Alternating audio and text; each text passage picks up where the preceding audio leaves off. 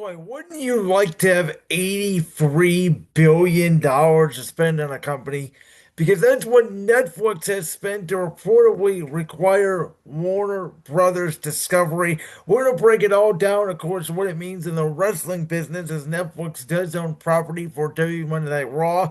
What does that mean for AEW? At least in terms of HBO Max. But I want to talk a little bit about what this means in general because I've talked the past few months about obviously the NBA's new media rights deal and the NFL's media rights deal and now Major League Baseball's media rights deal and UFC and media rights deals are sort of becoming this buzzword, if you will, in the industry. There's a lot of new deals happening.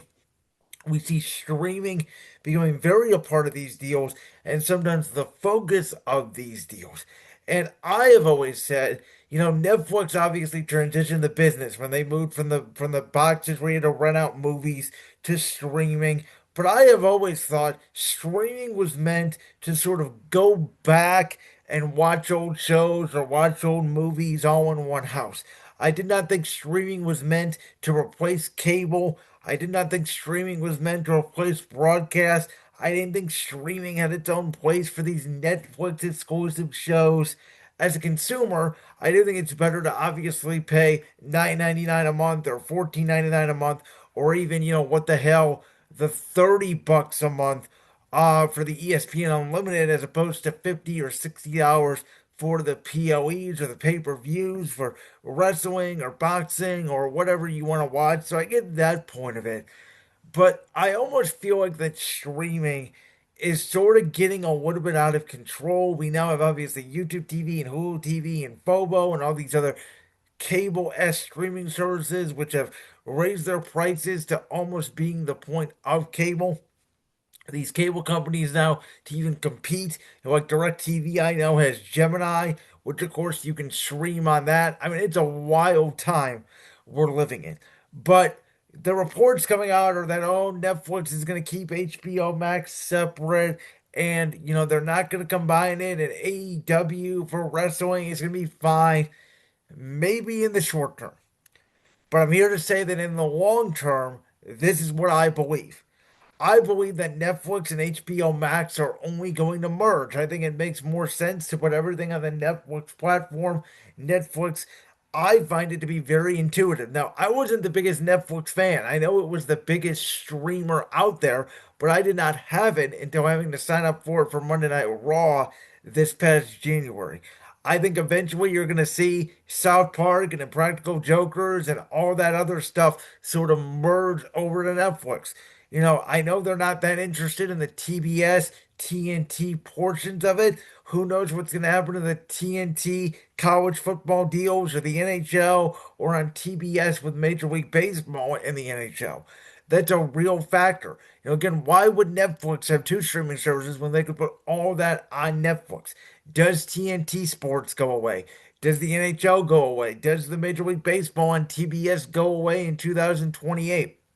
It's a real scenario.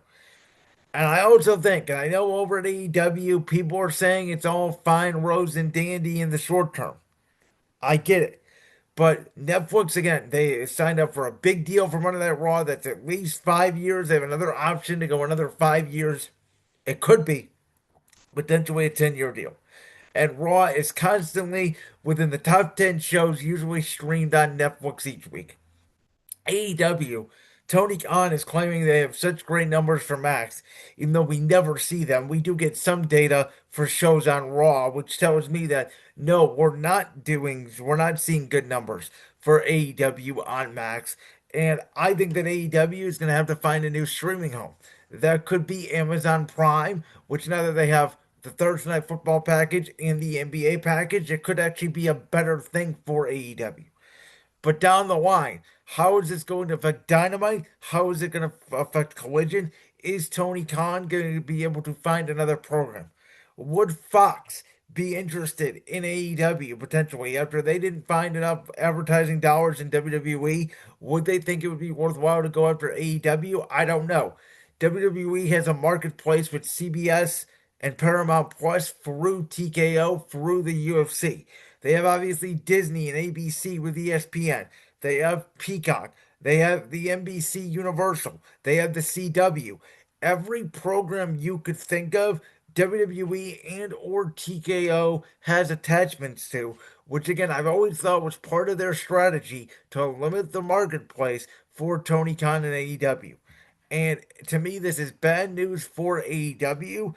It's bad news for everybody who's a consumer of HBO and these products as a whole.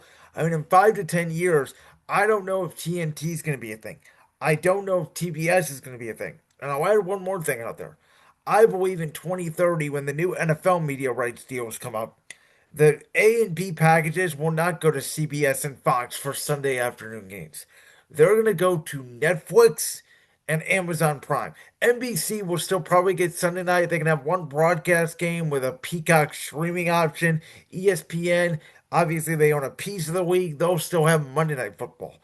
But for Thursday night, the afternoon window on Sunday, I think it's going to all go to streaming.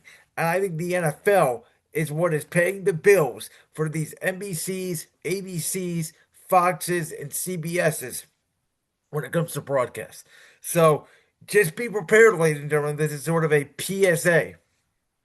If you still believe, like I do, there should be a good balance of broadcast, television, aka cable, and streaming, then you are in for a treat because I don't think it's going to last much longer. And I think that we are in a real crossroads here. People have already transitioned more to streaming than cable. It's only going to get worse. I don't think it's better for the industry. I actually think it's putting more money out of our pockets to pay for these events. Like that clip from the Brand's World podcast? If so, make sure you go down there and hit that subscribe button. While you're down there hitting the subscribe button, make sure to also hit the notification bell so you never miss another upload. And make sure you check out all the other clips from the Brand's World podcast right here on YouTube.